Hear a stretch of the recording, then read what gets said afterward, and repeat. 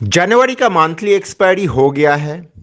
अगले हफ्ते आधा अधूरा ही सही बजट है और मार्केट में एफआईआई का सेलिंग कमोबेश चल ही रहा है।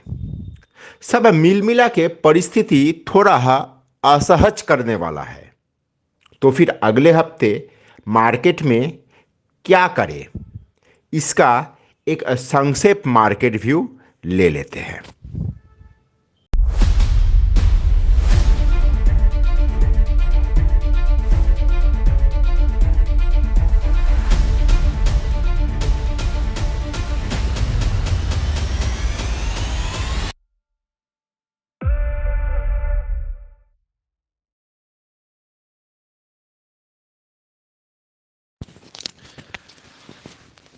देखिए, ग्लोबल फ्रंट में ऐसा कोई खराब चीज नहीं हुआ जो हम लोगों का मार्केट को तेजी से नीचे गिरा दे।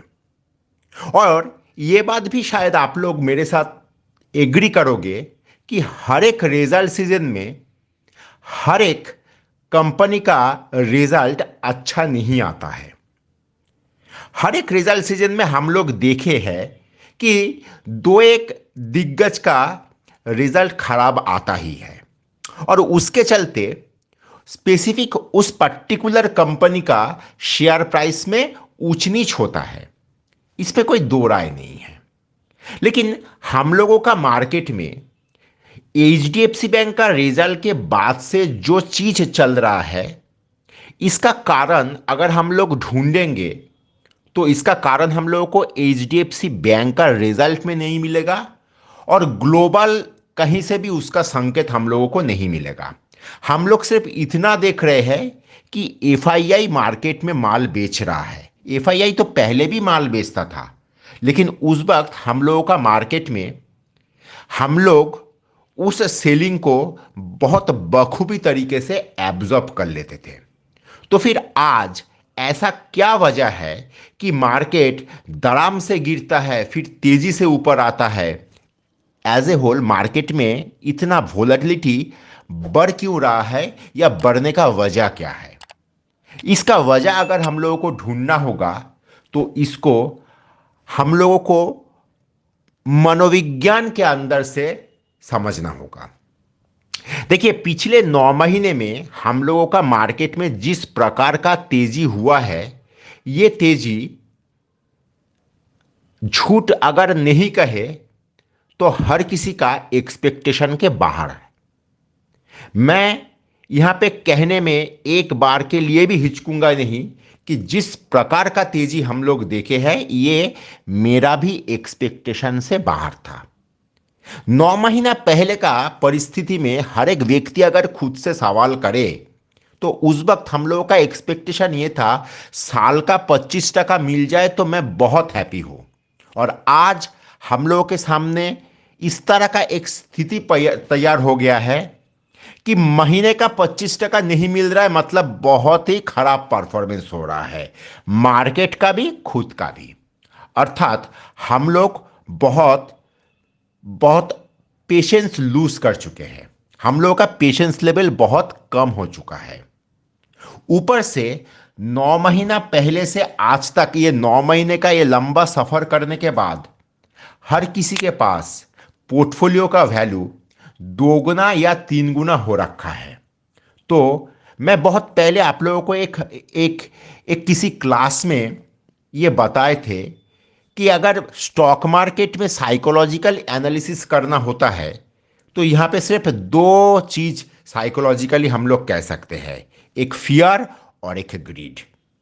तो महीने का 25% का एक्सपेक्टेशन अगर मैं इसको ग्रीड के खांचे में रखूं तो पोर्टफोलियो का वैल्यूएशन 2 गुना 3 गुना हो जाने के चलते हम लोगों के मन में कहीं ना कहीं डर भी हावी होता है और बहुत जल्दी हावी होता है।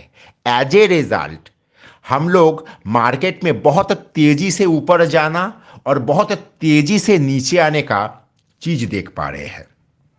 एचडीएफसी बैंक यहां पे सिर्फ एक ट्रिगर है, उसके अतिरिक्त और कुछ भी नहीं है, हम लोगों को दिमाग में रखना होगा। एचडीएफसी का वो चीज, अच्छा एचडीएफसी का रिजल्ट ऐसा कुछ खराब भी तो नहीं था। हाँ, कुछ रेशियो रिलेटेड इशू था, जो एक अकाउंटिंग स्ट्रक्चर का कुछ एक रेड लाइट एरिया है, जो जहां पे गौर करने का या एचडीएफसी बैंक को काम करने का आवश्यकता है। लेकिन वही चीज मन में एक कहीं ना कहीं डर या भय का उत्पन्न कर रहा है। तो अगर परिस्थिति को इस तरीके से हम लोग देखें कि मार्केट का इस तरह का बिहेवियर को अगर मुझे कारण ढूंढना है और प्रतिकार भी ढूंढना है, तो वो हम लोगों को खुद के अंदर में ही ढूंढना होगा और खुद के अंदर से ही उसका निवारण करना होगा। अब अगर आते हैं कि मार्केट अगले हफ्ते किस प्रकार का बिहेव कर सकता है। पहला चीज, ये जो वोलेटिलिटी चल रहा है, ये वोलेटिलिटी अगले हफ्ते भी कंटिन्यू होगा। इसलिए नहीं कि अगले हफ्ते बाजेट है, ये तो एक कारण है ही मार्केट का वोलेटिलिटी बढ़ने का। हम लोग हर साल ये देखते हैं। एक्सपायरी खत्म हो जाने से हम लोग का टेंशन या जिस तरह का परिस्थिति के बीच से हम लोग गुजर रहे हैं, ये परिस्थिति चला गया ऐसा ना सोचे। ये चीज अगले हफ्ते रहेगा। लेकिन सबसे बड़ा चीज जो यहां पे मैं डिस्कस करना चाहता हूं, अगर आप लोग निफ्टी का डेली चार्ट को गौर करें, तो आप लोग देखेंगे कि निफ्टी का डेली चार्ट में already lower peak lower trough formation हो चुका है और निफ्टी 21,450 के नीचे क्लोज भी हो रहा है। तो अगले हफ्ते जब तक मैं कॉन्जिक्यूटिव 3 दिन ऐसा मुझे ना मिले जहां पे निफ्टी 21,450 के ऊपर सक्सेसफुली क्लोज ना करे, मतलब 3 रूल जब तक सेटिस्फाई ना करे, तब तक मैं निफ्टी में एज ए इंडेक्स और निफ्टी के चलते एज ए होल मार्केट में उतना बड़ा पॉजिटिव व्यू नहीं रखूंगा। हाँ, स्टॉक स्पेसिफिक मार्केट बहुत बढ़िया चल रहा है, उसको लेके यहां पे मैं चर्चा नहीं कर रहा हूं। तो जब तक 450 के ऊपर मुझे 3 क्लोजिंग नहीं मिलता है, तब तक मैं व्यू उस तरह से पॉजिटिव नहीं हूं निफ्टी में। रैदर देन मैं आप लोगों को यह कहूंगा कि निफ्टी जिस तरह का इंटेंसिटी से लोअर पिक लोअर फॉर्मेशन किए हैं, तो हम लोग शायद 20,800 के तरफ बढ़ रहे हैं। तो उसके लिए हम लोगों को कहीं ना कहीं मानसिक प्रस्तुति रखना होगा। अब अगर सेक्टोरियल डिस्कशन करें, मेटल बहुत बढ़िया लग रहा है। ध्यान मेटल में, अगर बुलिश व्यू के चलते हम लोग मार्केट में कुछ करना चाहते हैं, तो मेरे हिसाब से मेटल में पॉजिटिव व्यू रख के मार्केट में काम करने का कोशिश करें और सीमेंट सेक्टर में पॉजिटिव व्यू रख के मार्केट में काम करने का कोशिश करें। और जब तक निफ्टी 21,450 के ऊपर सक्सेसफुली कॉन्फिडेंस देने लायक क्लोजिंग नहीं देता है, तब तक निफ्टी में बुलिश व्यू लेके मत काम करें। तो ये सारा व्यू लेके अगले हफ्ते मार्केट में सावधानी के साथ काम करिए, क्योंकि बजट है, वैसे ही वोलेटिलिटी बढ़ के रखा है, बजट के चलते और बढ़ेगा। थोड़ा सावधानी के साथ, कम क्वांटिटी के साथ मार्केट में प्ले करिए, ठीक रहेगा। धन्यवाद।